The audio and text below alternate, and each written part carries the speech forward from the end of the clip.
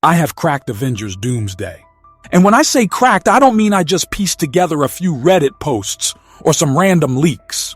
I mean I've stitched together the story that Marvel doesn't want you to see yet.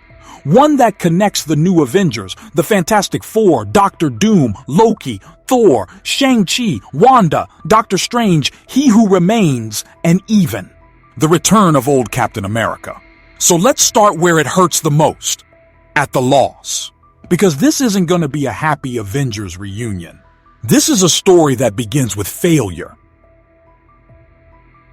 The new Avengers aren't the clean, bright-eyed replacements we once hoped for. They're scarred, untested as a team, and about to face someone they're not ready for. Picture Sam Wilson, now Captain America, leading alongside Kate Bishop, Spider-Man, Shang-Chi, and She-Hulk. They're still trying to figure out each other's rhythms, still learning who takes the lead in a fight. And right when they're beginning to gel, they're thrown into an impossible battle, Doctor Doom. And no, this isn't just a random villain attack. Doom has a reason, a terrifying one.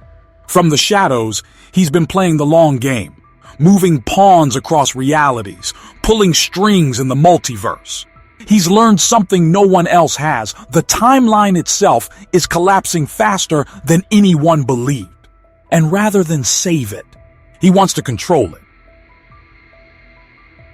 The new Avengers hit the battlefield in the ruins of a city that's been erased from history, literally wiped out of the TVA's records.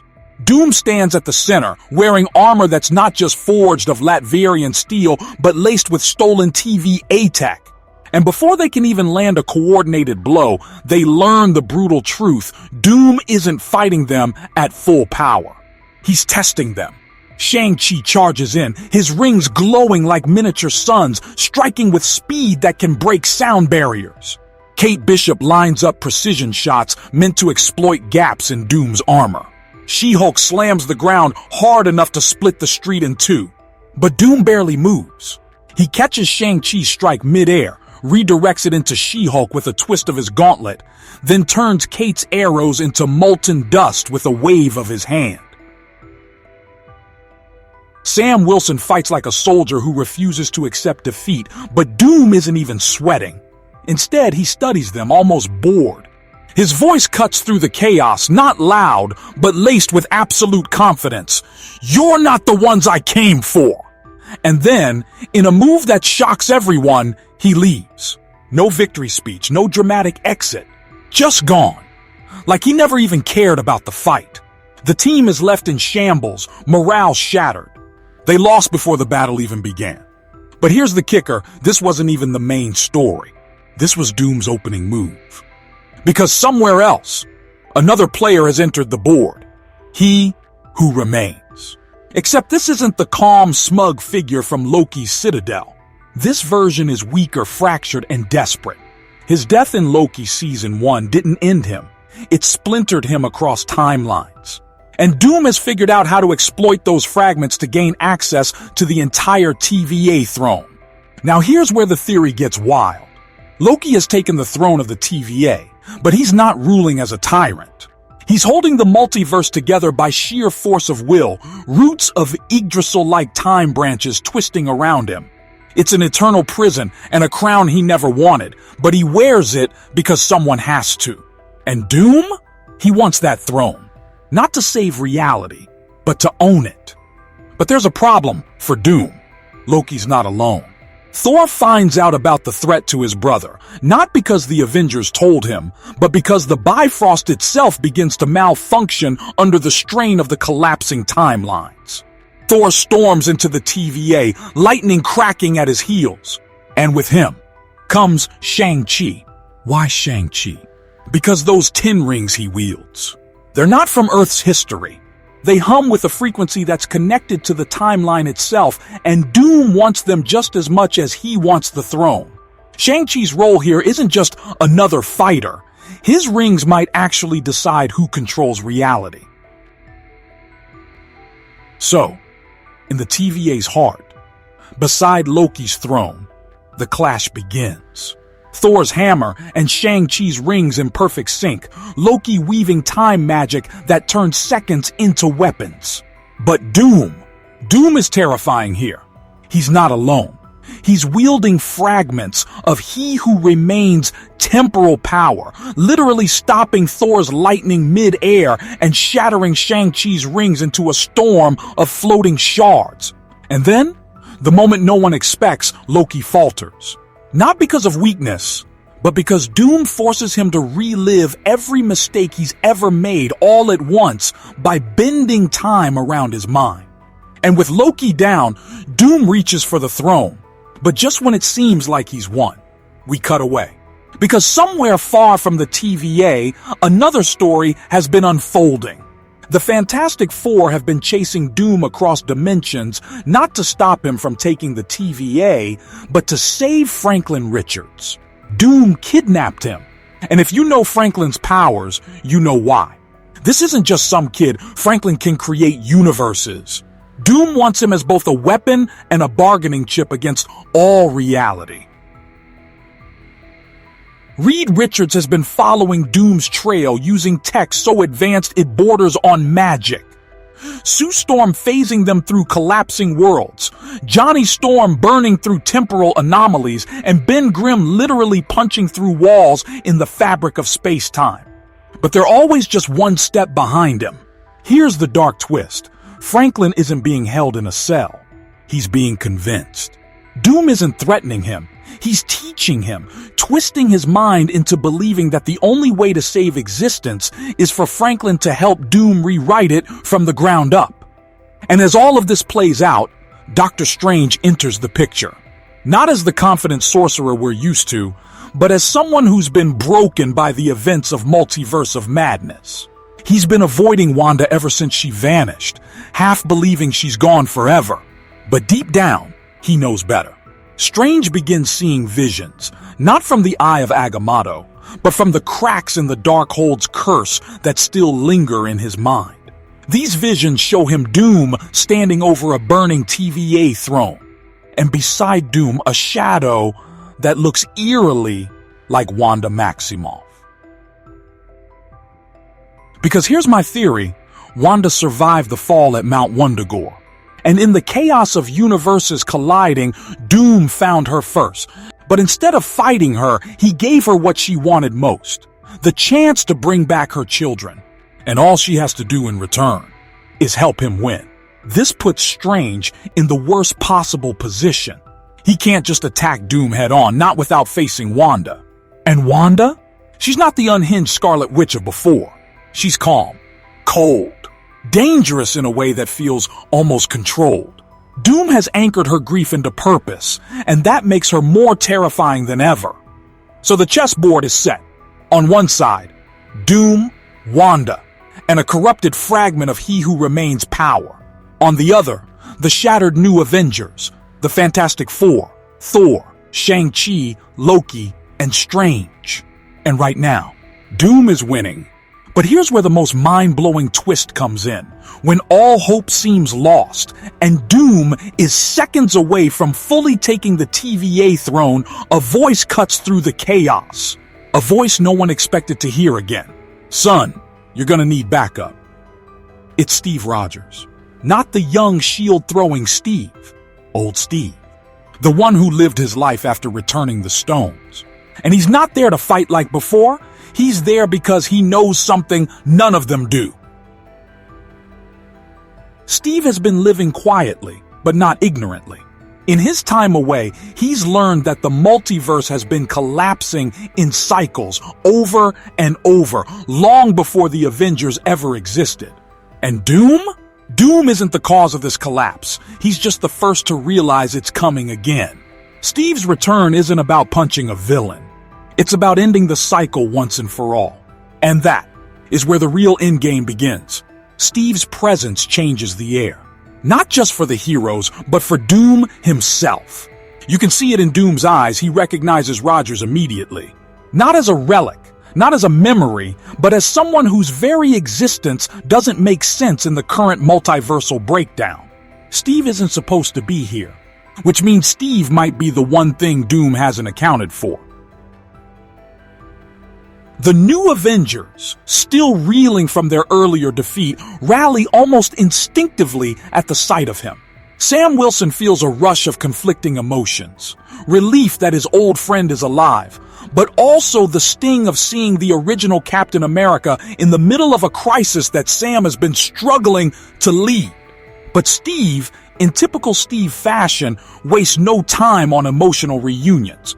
"You've been fighting the wrong war," he tells them. "Doom's just the face of it. The real battle's behind him." It's then that Steve reveals the part of the story no one's heard. During his years away, after returning the stones, he began noticing things that didn't line up. Small changes in history, shifts in memories, people who remembered events differently. At first he chalked it up to age, but then came the dreams, visions of timelines snapping like twigs, universes collapsing into white voids. Eventually, he met someone who claimed to have seen it all before. He doesn't say the name at first. He just says, "an old man at the end of time." But the way Loki's expression sharpens gives it away. Steve had spoken to another version of He Who Remains. Not the one Loki met, but an older, quieter remnant who existed past the point of collapse. That version told Steve the truth. The multiverse is caught in a loop. It builds, it thrives, it collides, and then it collapses, over and over. And each time, certain players, Doom included, try to use the collapse to reshape the next cycle in their image. Doom isn't the only one trying. He's just the one with the most pieces on the board. Steve's information forces the heroes to rethink everything. Doom's kidnapping of Franklin Richards isn't just about using his power to create a new reality. It's about ensuring that Doom is the architect when the next cycle begins. If he controls Franklin and the TVA throne, then every reality that comes after will be born under Doom's will. Strange listens carefully, weighing Steve's words against the visions he's been having. "If that's true," Strange says slowly, "then Doom isn't just our enemy, he's our inevitability. And inevitabilities don't get defeated by force." Loki adds, "which means we need to take away the inevitability before he takes my seat."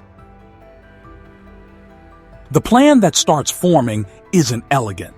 It's reckless, stitched together from desperation and half-understood cosmic mechanics. But it's all they've got, split into 3 fronts. Front 1. The new Avengers and Thor will mount a direct assault on Doom's position in the TVA. It's a distraction, meant to keep him anchored in one place. Front 2. The Fantastic Four, aided by Strange, will track and extract Franklin before Doom can complete whatever conditioning he's doing to him. Front 3. Steve, Loki, and Shang-Chi will attempt something no one's dared before, entering the collapsing core of the multiverse, where the cycle's reset mechanism supposedly exists, and shutting it down before Doom can reach it. But here's where things get messy. Wanda. No one knows exactly where she is, only that she's aligned herself with Doom. Strange warns them that she isn't going to be rescued in the traditional sense.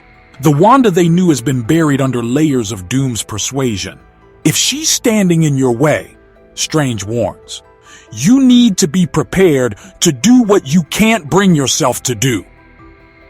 Sam doesn't like it. Neither does Thor.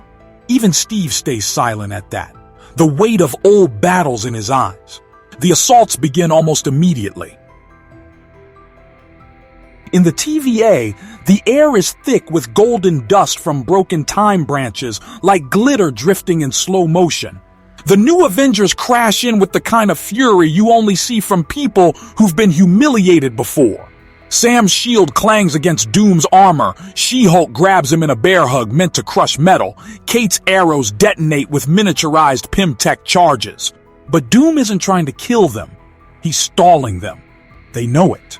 Every strike feels like they're dancing to his rhythm. Meanwhile, in a shadowed pocket dimension held together by Franklin's raw power, the Fantastic Four and Strange make their move.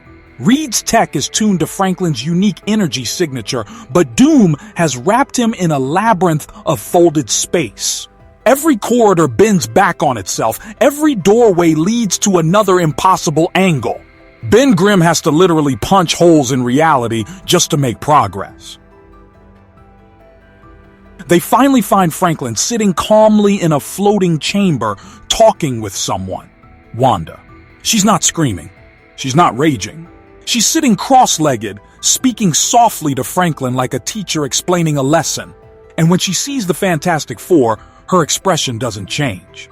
"You're too late," she says simply. It's Franklin who surprises them. "They're not wrong, you know," he tells Wanda. "But they don't understand." He looks at his father, and there's no fear, just a strange, resigned calm. "Doom showed me. The multiverse is dying. If we don't remake it right, it'll just fall apart again." Sue takes a step forward, her force field shimmering. "Franklin, you don't remake reality by letting someone else control you." But Franklin shakes his head. "He's not controlling me, he's guiding me." Reed sees it. The hooks in his son's mind aren't from magic. They're from logic. Doom hasn't enslaved Franklin's will. He's convinced him that there is no other way. Strange steps in then, his voice sharp. "Wanda, if you believe in this path, then you've already chosen Doom's side. But you know what happens to those who side with Doom. Eventually, you're not partners, you're pawns." Something flickers in Wanda's eyes, but it's gone as fast as it came. "That's what you said about me in the Darkhold," she replies. "And you were wrong." Back in the TVA, Thor and Sam are holding the line. But Doom's real attention is already drifting towards something deeper. Something behind Loki's throne. The 10 rings, now reforged from their shattered state, are floating in midair, drawn toward a singularity in the floor. Shang-Chi, realizing what's happening, dives to retrieve them, only to be intercepted by Doom himself. And here's the moment that changes everything. As Shang-Chi grips the rings, they begin to react violently, not to Doom's presence, but to Steve's. Steve's never touched the rings before, never been anywhere near their energy. But as they pulse and swirl, they project flashes of images, Steve at different points in time, standing on battlefields that never happened, wearing uniforms from wars that were never fought. It's the rings showing him other cycles. Shang-Chi feels it too. The rings aren't weapons. They're fragments of a deeper mechanism, the same one that powers the multiversal reset. And Doom? Doom wants them not just to control time, but to choose the template for the next reality. Steve understands now why he's here. Why this version of him exists outside of the collapse. "I've done this before," he whispers. "I've been here before." Doom smiles behind his mask. "Finally, you remember." That's when the whole room shudders, not from an attack, but from the reset process starting. Somewhere, deep in the collapsing multiverse, the cycle is triggering again. Steve looks to Loki. "We have to go. Now." Loki hesitates only for a moment, then opens a door, not a portal, but a tear directly into the heart of the collapse. The three of them, Steve, Loki, Shang-Chi, step through, the rings swirling between them like a living entity. Inside is impossible. Colors that don't exist. Sounds that feel like memories. Gravity that pulls in every direction at once. At the center is what can only be described as a clockwork sun. Gears the size of planets turning slowly, each tick sending ripples through the entire multiverse. Steve recognizes it instantly. The reset core. Shang-Chi grips the rings tighter. "So what, we break it?" "No," Loki says. "We rewrite it." But Doom has followed them in. He doesn't need the TVA throne anymore. He needs this.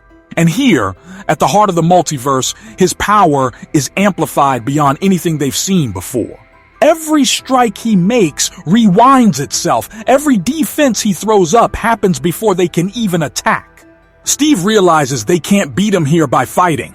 The only way to stop him is to bind the rings to a different will, one that isn't Doom's. And that's where the final terrible choice comes in. The rings need a constant, someone who exists in every cycle, in every possible iteration of the multiverse. Steve is that constant, which means if he binds himself to the rings, he'll be pulled into the reset, forced to live through every cycle for eternity, guarding it against Doom. Loki catches on instantly. "You'll be erased. You won't remember any of us." Steve just smiles faintly. "That's okay, as long as it sticks." And that's when Doom makes his last move, dragging Wanda into the core. She's holding Franklin by the hand, their combined power lighting the entire space like a second sun. Doom roars, "With the boy's power and the Scarlet Witch's will, I will own eternity!" The core begins to spin faster. Time itself bends inward. The reset is seconds away. Steve looks at Shang-Chi. "Hold the ring steady." Then to Loki. "When this starts, don't let him follow." Loki's eyes glisten with something dangerously close to respect. "I won't." And as the core flares with impossible light, Steve steps forward into the very heart of the mechanism. The rings erupt not in blasts, but in a wave of calm that pushes even Doom back. For a heartbeat, the entire multiverse holds still. And then white. Silence. When the light fades, it isn't sudden. It's slow, like a sunrise creeping in over a sleeping city.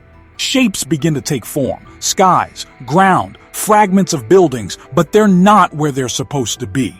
The TVA throne room is gone. The Fantastic Four's warped labyrinth is gone. They're all standing in a place that feels like nowhere and everywhere at once. It's a blank canvas of reality, with threads of golden light weaving themselves into the air, stitching something new. For a moment, no one speaks. Even Doom is silent, watching as the multiverse literally reassembles around them. Then Loki exhales sharply. "It worked. At least I think it did." Shang-Chi looks at the rings. They're no longer orbiting him. They've dissolved into thin, shimmering lines in the air, vanishing into the golden threads. Steve is gone. Not a trace of him remains. Sam's voice is rough when he says, "Where is he?" No one answers right away. It's Reed Richards who finally explains, his tone grim but certain. "If what I think happened actually happened, he's in the reset. He'll be there every time this cycle starts over, protecting it from being rewritten by anyone like Doom." Thor frowns. "So he fights forever?" "No," Reed says. "He exists forever. The fight only happens if someone tries to take control again." Sam doesn't like the sound of that, but there's no time to mourn. Because Doom isn't done.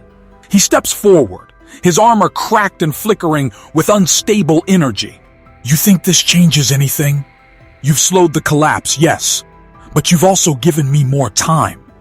His voice is ragged, but his eyes still burn with that impossible confidence. And time, dear friends, is my favorite weapon. It's Wanda who moves first. She's been standing in silence, still holding Franklin's hand, but now she steps between Doom and the others. Her expression is unreadable. "You lied to me," she says. Doom tilts his head. "I gave you the truth you needed." "No," Wanda says softly. "You gave me the truth that would get me to help you." She looks at Franklin, then back at Doom. "You told me the only way to save my children was to remake the multiverse, but you didn't tell me you'd be the one writing the rules." Doom doesn't flinch, and yet your children would have been there. "And I would have had to live in a world you controlled," Wanda replies. Her voice is steady, but the power around her is anything but. Scarlet energy flickers in the air like an approaching storm. Loki sees what's about to happen and takes a step forward. "Wanda?" She cuts him off. "I'm not killing him. I'm not giving him the satisfaction of being a martyr in his own mind." Instead, she does something no one expects. She turns to Franklin. "You have the power to create. I have the power to alter. Together, we can make something Doom can't touch. Reed immediately tenses. Wanda, no, but Franklin nods, understanding instantly. A lock, he says. On the new cycle. Doom's eyes narrow. You wouldn't dare. Wanda just smirks faintly. You taught me well. They move fast. Franklin's hands glow with the raw light of creation, while Wanda's chaos magic wraps around it like chains. The threads of the new reality, the golden weaves in the air, begin to twist and knot into a shape that's invisible to everyone except them. And whatever it is, Doom can't reach it. He tries, striking out with blasts of green energy, but Thor intercepts him with a roar, Mjolnir crashing into Doom's armor and sending shockwaves through the forming world. The battle here is different. Doom is fighting like a cornered animal now, not a god. Every strike costs him, and every block is slower than before. The heroes push him back step by step, while Franklin and Wanda complete their work. Then it happens. A sound, not quite a boom, not quite a shatter, ripples through the blank space. The lock is in place. Doom freezes. He can feel it. He's been shut out. Wanda looks him in the eye. You can still build worlds, just not this one. For the first time, Doom's expression changes. Not rage, not defeat, calculation. He knows he can't win here. Not now. But he's Doom. And Doom always survives. Without another word, he triggers a device hidden in his armor. The air around him folds like paper, and he's gone, vanished into some hidden corner of the multiverse, already planning his next move. The silence that follows feels heavy. Thor rests Mjolnir on his shoulder and mutters, "He will return." "Of course he will," Loki says. "They always do." But his tone is different now, less cynical, more weary. Sam looks around at the others. "So? We won?" "No," Reed says plainly. "We delayed the next loss." That's when Franklin speaks up. "Steve bought us more than that. He bought us a chance to make this cycle different. If we're smart, if we work together, maybe next time, it won't end in collapse." Wanda looks at him, something soft returning to her expression. "Then let's make sure we don't waste it." The golden threads around them tighten, pulling into the shapes of familiar worlds. The TVA throne room begins to reform in one corner. In another, Earth's skyline comes into view. The blank space is vanishing, replaced by the new reality Steve's sacrifice locked in place. But not everything is the same. When they return to their respective places, subtle differences are everywhere. Buildings in New York that weren't there before.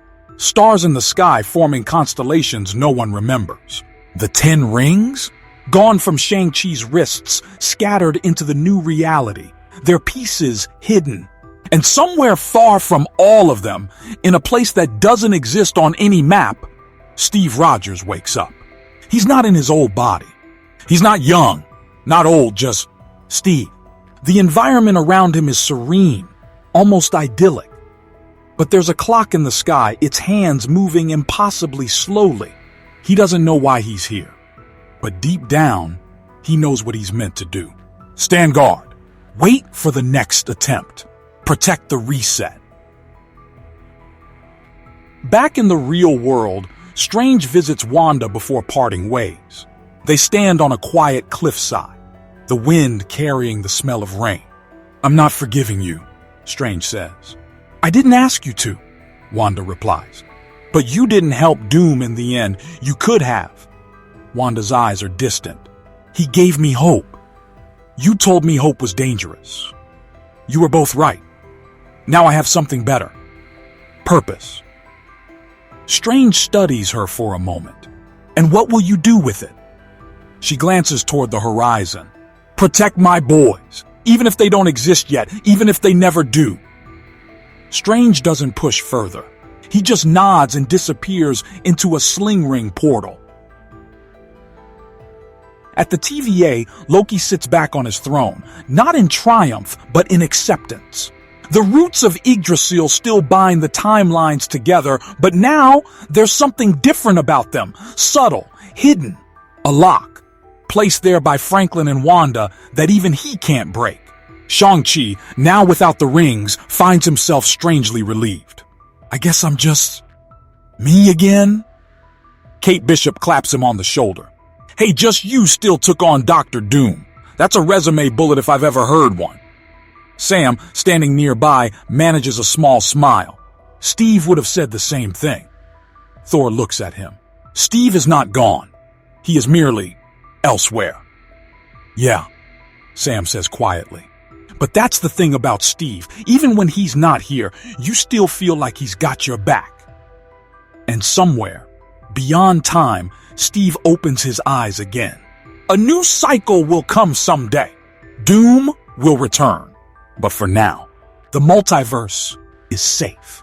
For now. Time moves differently after a multiversal reset. At first it's subtle. The sun seems to rise a few seconds later. The wind carries scents you don't quite remember. Faces in a crowd feel both familiar and strange. But for those who were there, those who saw Steve Rogers vanish into the heart of the reset core, every moment feels heavier. Every moment feels borrowed. Sam Wilson walks through New York, shield strapped to his back, and catches himself scanning the skyline. Not for threats, but for proof. Proof that this new version of reality is stable. But even as he walks, he keeps seeing glimpses, a building reflecting a skyline that doesn't match, a child holding a balloon shaped like a creature that doesn't exist on this earth. He wonders if Steve saw the same things in his years away. Meanwhile, the new Avengers have gone quiet. The loss against Doom before the reset still lingers, even though the final outcome was technically a win. Shang-Chi trains alone, the absence of the 10 rings leaving him feeling oddly incomplete. Kate Bishop throws herself into street-level hero work, chasing criminals who feel laughably small compared to what they just faced. She-Hulk returns to the courtroom but can't stop thinking about Doom's calm confidence in their first battle. Thor remains at the TVA for a time, guarding his brother's throne while Loki recovers from the battle. They don't speak much, but the silence between them isn't hostile. It's something like mutual understanding. Thor knows Loki is carrying a burden no one else can. Loki knows Thor will stand beside him when the next storm comes. In the Baxter building, the Fantastic Four debrief. Reed spends hours mapping this new reality, scanning for anomalies. Sue quietly watches Franklin, who seems more mature now, older in spirit than before Doom took him. Ben and Johnny argue about whether the world feels different, though both know it does. Franklin, when asked, just says it's quieter. For now. And then there's Wanda. She disappears after the lock is placed, her location unknown even to Strange. Rumors spread in whispers. Some say she's traveling between minor realities, repairing small fractures left by the collapse. Others claim she's searching for worlds where Billy and Tommy exist naturally, but no one's seen her since that cliffside conversation. Dr. Strange, for his part, returns to Kamar Taj, but he doesn't resume teaching. Instead, he begins studying something entirely different, the concept of constants. Steve was a constant across every cycle. So was Doom. If there are others, Strange wants to find them before Doom does. Weeks pass before the first anomaly appears. It's not Doom. Not exactly. It's a ripple, an event where a moment repeats 3 times in a row before reality catches up. The source is traced to a remote corner of the multiverse, one untouched by the reset's immediate influence. Loki is the first to sense it, a vibration through the roots of Yggdrasil that makes his skin crawl. He contacts Thor, who immediately gathers Sam and Shang-Chi. If this is Doom, Thor says, then he has found a way to work from the outside in. But when they arrive, it's not Doom waiting for them. It's something stranger. A figure in armor similar to Doom's but not green. Silver with no cape, no mask. The figure doesn't attack, doesn't speak.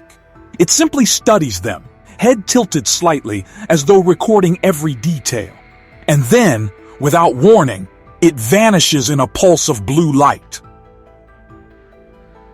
Reed Richards analyzes the readings and comes to a chilling conclusion. That wasn't Doom, he says. That was a variant, not of him, but of his armor. Which means someone else has found fragments of his tech and is building their own version of his power. Sam shakes his head. So even without Doom here, his influence is still in play. This realization hits everyone hard. Steve may have locked Doom out of the new cycle, but Doom's fingerprints are still everywhere. The battle wasn't just with a man, it was with an idea. And ideas are harder to destroy. Loki knows what must be done. He summons the new Avengers, the Fantastic Four, Thor and Strange back to the TVA. It's the largest gathering since the final stand. The throne room feels tense, almost like the air itself is aware of the stakes. Loki speaks plainly. Steve bought us a cycle. Doom will try again, but it won't be the same battle. He'll come at us sideways, through proxies, through echoes of himself. If we wait until he shows his face again, we'll lose. Reed steps forward. So we prepare. We don't wait for Doom to move, we move first. Track down every fragment of his tech, destroy every foothold he has, close every door before he can open it. Sam glances around the room. That's a war. A long one. It's survival, Loki says. And if we fail, Steve's sacrifice will have been for nothing. From there, the alliances begin to form. Shang-Chi agrees to hunt down the pieces of the Ten Rings scattered in this new reality. Strange will search for other constants, figures who exist across every cycle in case they can be used as allies instead of enemies. Reed and Sue will lead expeditions into unstable pockets of space-time, sealing them before Doom's influence can take root. Thor, ever eager for a fight, declares he will personally guard the TVA's perimeter. Loki smirks faintly. You'll get bored within a week. Thor grins back. Then perhaps I'll come find you and annoy you instead. The tension eases for a moment, but everyone knows this isn't over. We cut away to a place far beyond the reach of the TVA, far from the golden threads of the new reality. Doom stands on a barren cliff overlooking a storm that swirls with fragments of broken worlds. His armor is damaged, his mask dented, but his eyes burn brighter than ever. He isn't angry. He's patient. They think the lock will hold, he murmurs to himself. They forget that locks can be picked. From the shadows behind him, a voice speaks. And I suppose you're the one who can pick it. Doom doesn't turn. Not yet. But I will be. The voice steps forward, another version of He Who Remains, this one wearing a tattered cloak, his smile both knowing and sinister. We could help each other, you know. I know where the lock is weakest. You know how to open it. Doom glances at him. I work with no one. The variant chuckles. Until you do. The storm roars around them, swallowing their words, and the screen of this theory fades, not to black, but to the image of Steve Rogers standing in that serene place with the clock in the sky. He turns as if hearing something. Maybe it's the storm. Maybe it's Doom's voice.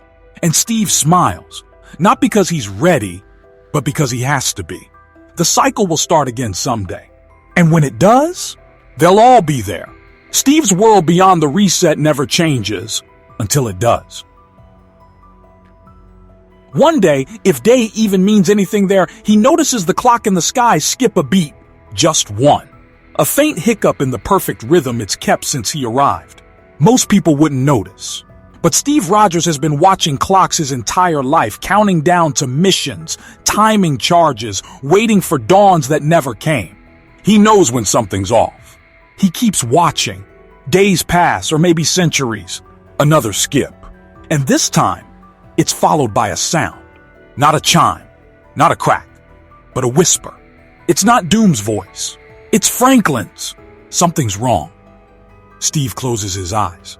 He doesn't remember Franklin, not really. Memories don't carry over from cycle to cycle, but something in him recognizes the urgency. He follows the whisper, walking across the endless serene expanse until he finds a seam, a thin glowing line in the horizon, like the edge of a page not quite glued to the binding. He doesn't touch it. Not yet. Because the last time Steve Rogers acted without thinking, he ended up in this place. Instead, he sits beside it and waits. Back in the new reality, months have passed since Doom's retreat. The new Avengers are busier than ever. Sam and Kate working together on missions, Shang-Chi crisscrossing the globe chasing faint traces of the Ten Rings energy, She-Hulk navigating the legal chaos left in the wake of a reshaped world. The Fantastic Four are practically living in the multiverse now, sealing tears before they spread. Doctor Strange has grown quieter, more focused. His search for Constance has revealed two others besides Steve and Doom. One is harmless, a poet in a world of floating cities. The other is already missing, pulled from their cycle before Strange could make contact. Thor still watches the TVA, but Loki has begun sending him on errands, visiting branching timelines that need persuasion rather than brute force. Thor complains loudly but goes anyway. He knows his brother is trying to keep him from growing restless. It's Wanda's absence that gnaws at everyone. Rumors about her grow more elaborate by the week. Some say she's remade herself in a new identity, living a quiet life. Others insist she's hunting Doom across realities. The truth is simpler. Wanda is watching. She's learned from her mistakes, and she's biding her time, because she knows Doom will come for Franklin again. And if he does, she'll be the one to stop him first. And then, it happens. A flare in the sky above New York, not a meteor, not an alien ship, but a thread of gold unraveling in real time. Sam is the first on scene, shield raised, civilians evacuating. The tear is small, no bigger than a car, but through it he sees a place that isn't supposed to exist. It's Steve's world. Before Sam can even process it, something steps through the tear. Not Doom, not a variant of anyone they know. It's a figure in ragged armor, half of it missing, the face beneath pale and unrecognizable. The figure collapses immediately, whispering a single word before losing consciousness, "Picked." They take the figure to the Baxter building. Reed runs scans, Strange studies the remnants of the armor, and Loki, watching from a projection, realizes the truth before anyone else. This one, he tried to break the lock. The word "picked" clicks into place. This figure isn't Doom. He's someone Doom used, someone sent into the reset space to test its defenses. He didn't survive the attempt, but he made a hole. That seam Steve found? It's connected to this. Sam feels the weight of it. So Doom's still out there, working the lock. Of course he is, Strange says. And now he knows it can be weakened. They all know what this means. The cycle could restart early. Steve's sacrifice could be undone before it even matters. In the reset space, Steve hears another whisper. This one colder. Open it. It's not Franklin. It's Doom. He can't see him, but he can feel the intent pressing against the seam like a hand on glass. Steve doesn't answer. He just stands, bracing himself. And that's when it happens. The seam starts to split. Golden light pours out, brighter and hotter than anything Steve's seen since the reset began. On the other side, shapes move. Shapes wearing Doom's armor, dozens of them, all stepping forward in perfect unison. Steve knows he can't hold them all back. But he doesn't have to. A shadow falls across the seam. A hand rests on Steve's shoulder. When he turns, he sees Wanda. Not the broken, grief-driven Wanda from before. This Wanda is whole. Her eyes are clear. And when she speaks, it's with calm certainty. "You held the door," she says. "Let me lock it again." Steve steps aside. Wanda raises her hands, chaos magic swirling into a lattice of scarlet and gold. The seam shudders. the figures beyond it pushing harder, but Wanda's magic weaves directly into the golden threads of the reset. It's not brute force. It's rewriting the rules of the lock itself. In the real world, Strange and Franklin feel it. Franklin's eyes go wide. She's in there. She's with him. The scene begins to shrink. The armored figures beyond it scream, not in fear, but in fury as they're pushed back into the void. Doom's voice cuts through, low and venomous. "This is not the end." And Steve answers, "It's not, but it's not your beginning either." The seam seals. The light fades. The reset space is quiet again. Wanda turns to Steve. "You won't remember this next time." "Doesn't matter," Steve says. "If I'm here, I'll fight." She nods. "And if I'm here, I'll help." For the first time since arriving, Steve feels something close to peace. In the real world, the tear above New York snaps shut. The new Avengers, Fantastic Four, Strange, and Loki all breathe out in relief, but none of them mistake this for victory. Doom is still out there, patient as ever.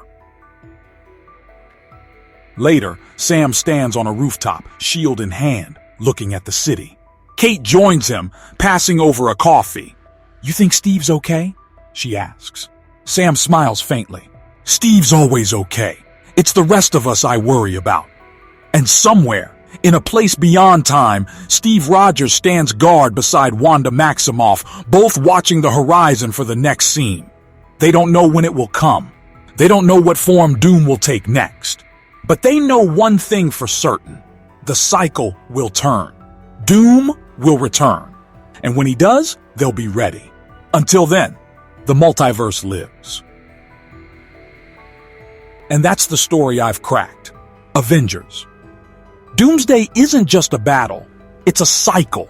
A war fought across endless versions of reality, where victory isn't about winning once, but about holding the line again and again.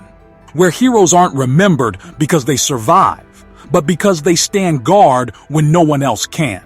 And if Marvel really does this, if they bring back old Steve, unite the new Avengers, the Fantastic Four, Strange, Wanda, Thor, Loki, Shang-Chi, and make Doom the architect of the end and beginning of all things, it won't just be another team-up movie. It'll be the story that shows us what it really means to be an Avenger.